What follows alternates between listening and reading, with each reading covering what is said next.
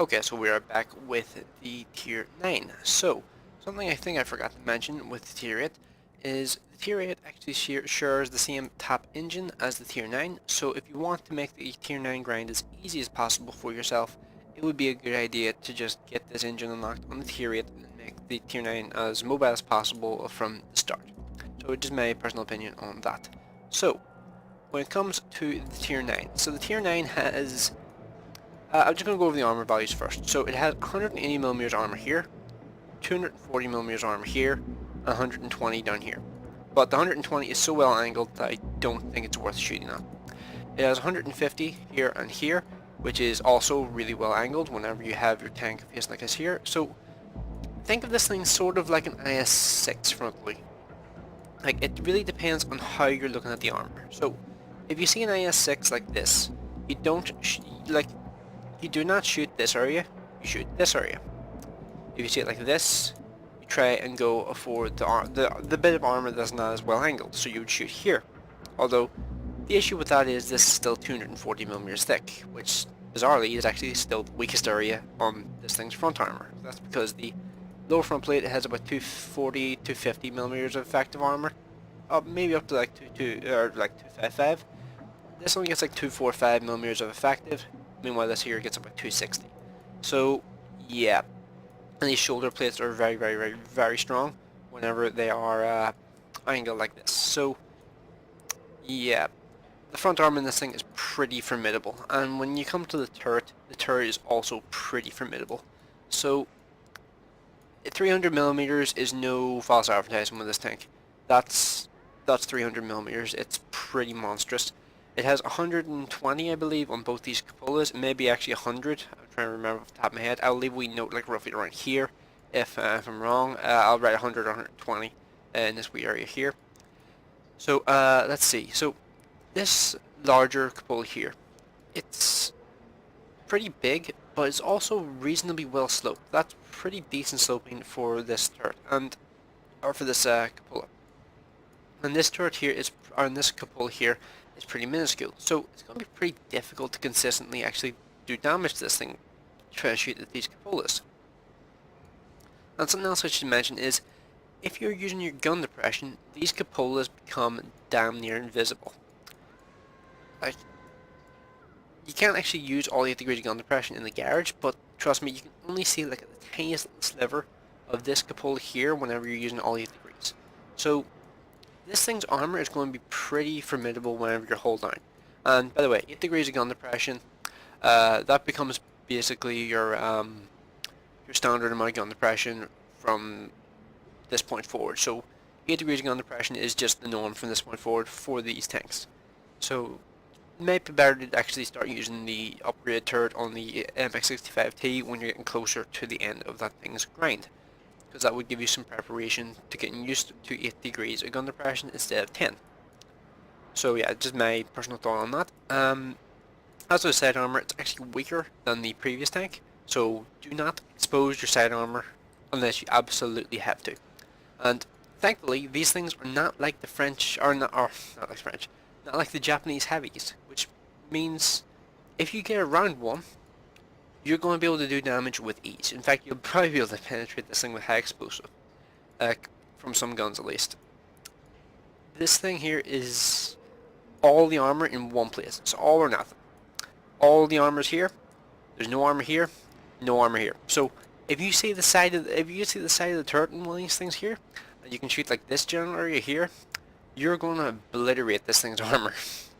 This thing's health pool. Sorry, it's all or nothing. Like, it's either facing directly toward you, maximum armor thickness, or the second it's angled too much, or the second it points its turret in the wrong way, it's going to take a lot of damage very quickly. So it's a very narrow threshold where you can actually angle this thing to, like, it's very, very, it's very difficult, like, to fully make use of this thing's armor if you're not fully aware on how the armor actually works on this thing. It's kind of like an M103 turret to an extent, and the hull is kind of like the old Conqueror's turret, or old Conqueror's hull, sorry. So yeah, this thing overall, armor-wise, pretty formidable. And as I mentioned with the Tier 8, top speed-wise, or mobility-wise, I would say it's faster. it just feels like it accelerates and holds the speed and momentum better than the Tier 8. So yeah, I actually think this thing is probably the strongest point in the line.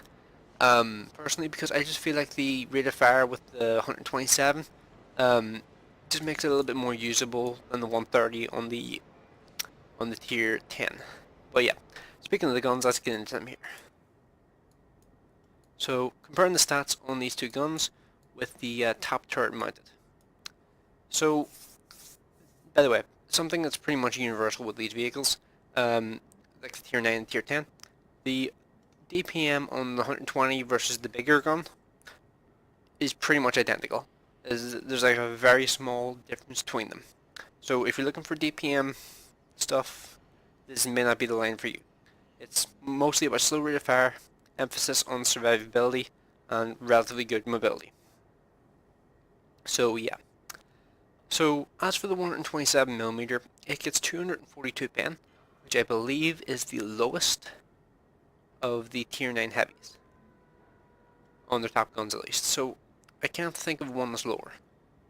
And bizarrely, the premium round on the Tier 9's big gun has the same penetration as the IS-4's standard round.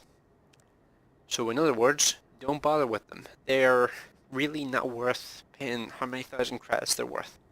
It really does not give enough of a boost to really make it worth it. 5,000 credits per shot for 16 extra pen, just no. As for the 120mm, the gun penetration wise, it blows the other one out of the water, especially in premium pen. Look at that there, that's ridiculous. But yeah, in terms of alpha damage, the 127 you would obviously expect to win.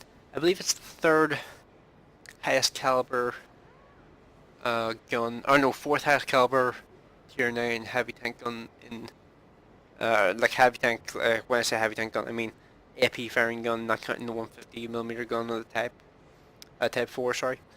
So, I think it's only behind the Type 4's 140mm, E75's 128, and by the way, when I say E75 128, the Maujin, the VK4502B all use the same gun, and the WZ111 1.4. So this is the fourth highest alpha damage Tier 9 heavy tank in the game. But one thing that's interesting is it's a middle ground between, in my opinion, it's a middle ground between E75 or the Maujin and the WZ111 1.4. Because the 1.4 relies completely on its turret. Its armor, hull-wise, is not that great. It's not that great for a Tier 9. So it's really interesting to see, like, this thing is more of like a middle ground. However, the armor on this thing, side armor wise and like rear armor wise, is significantly worse than either the WZ111 1.4 or the E75, things like that. So it's interesting. I'm really curious to see how these things play out in the live server, because they are not going to handle getting flanked well. Like, these things are going to excel in very particular circumstances. Like Himmelsdorf, these things are going to be godlike. But on maps like, what's that map called? Fisherman's Bay, this thing is going to be pretty meh at best. Like, it's really not going to be able to do that well on that map, in my opinion. But yeah, in terms of like the gun stats, the actual like gun handling, the 127 is slightly worse, but only slightly. It's only got 0.3 second worse aiming time and just a little bit worse dispersion. But I still feel like overall I'll probably use the 127 because that is the unique gun for this line. Meanwhile, the 120mm, there's how many Tier 9, or how many Tier 9 heavy tanks have 120mm? Like 4. So there's the 50, 120, there is the M103, Conqueror, I think there's another one as well. So yeah, I'm figuring the 127 is probably going to be the one I would use once I eventually get one of these, because, well, you may as well use the unique feature of the line rather than trying to just use a gun that pretty much every other line can get access to. So yeah.